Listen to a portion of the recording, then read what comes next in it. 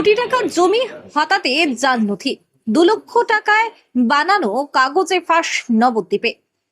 নবদ্বীপে বিএলআরও দপ্তরে জাল নথি জমা দিয়ে মিউটেশন করানোর চেষ্টার অভিযোগে গ্রেপ্তার হলেন অসীম নাথ নামে এক ব্যক্তি।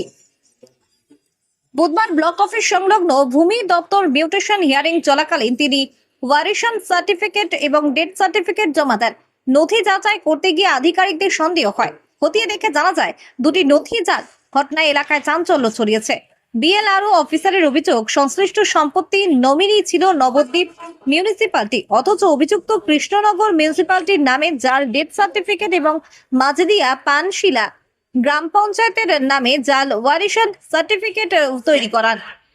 প্রায় 1 কোটি টাকার সম্পত্তি হাতানোর উদ্দেশ্যে এই চেষ্টা বলে প্রাথমিক অনুমান।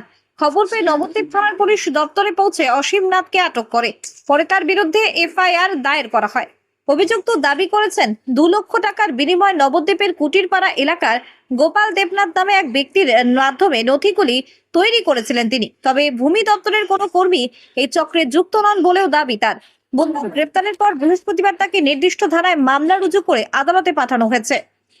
পুরো ঘটনা তদন্ত শুরু করেছে পুলিশ।